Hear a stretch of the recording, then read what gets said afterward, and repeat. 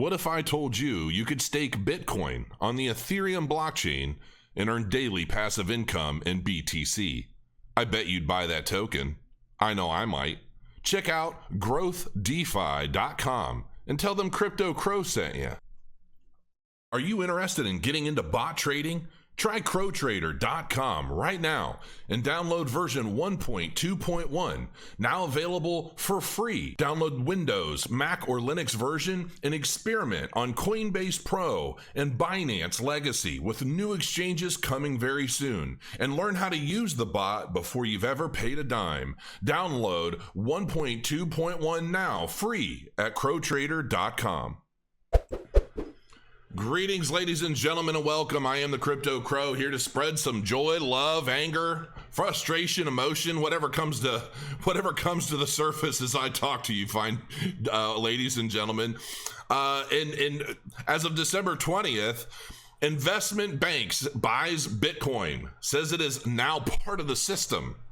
So I'm going to go over this a little bit and then share some of my thoughts, if you will allow me. An investment bank with $3 billion in yearly revenue and some $50 billion in assets under management now holds Bitcoin in its long-only portfolio for pension funds. Remember the video that I did a long time ago where I said if just 5% of the global pension funds went into Bitcoin, how much that would push Bitcoin's overall price? It was 7 figures, folks. I titled the video $280,000 Bitcoin because I thought 1.4 million or whatever it became was just too unbelievable and nobody would bother clicking it. But it's already starting, just so you know. Christopher Wood, the global head of equity strategy at Jefferies, said in a note to investors that this is the year Bitcoin has become investable for institutions with custodian arrangements available and with prominent investors and indeed institutional investors declaring that they have bought it over the counter. Bitcoin has now become part of the system, with opportunities also for retail investors to buy into it via quoted vehicles. The investment strategist was impressed by MicroStrategy putting its treasury holdings into Bitcoin. Jefferies acted as the sole manager on the $650 million convertible offering by MicroStrategy, with Wood so hearing of this Bitcoin investment through a friend. He said, "This marks a watershed moment," Wood said, as both the auditors and the SEC approved of MicroStrategy putting Bitcoin on its balance sheet. Apparently, Wood was persuaded by Michael Saylor, MicroStrategy's CEO, arguing that Bitcoin is destroying gold's value proposition because Bitcoin has dematerialized gold. Wood says he has to admit that this argument has some real merit, and therefore he was doing what no investment manager has publicly done so far in recommending long-only pension funds buy Bitcoin. This very conservative portfolio had 70% allocated to gold or gold stocks and 30% to Asian equities minus Japan. Now it's at 45% for physical gold and 20% for gold stocks, 30% equities, and 5% Bitcoin.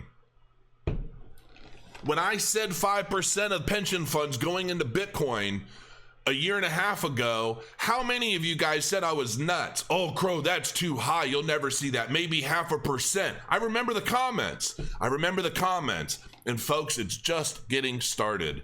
It's just getting started. 5% is the number that I expect to see a lot of these pension funds going into Bitcoin. So it's a fairly small investment percentage. Just 5%. It's small. But by a strategist who doesn't have a LinkedIn or a Twitter account. Although he does have an email, and we'll update if he clarifies just how much this 5% amounts to in Bitcoin or in dollars. Moreover, this is a recommendation to pension funds which globally hold trillions in investments. That 5%, therefore, is a pretty big amount if others follow Wood. Yeah, it's a big amount.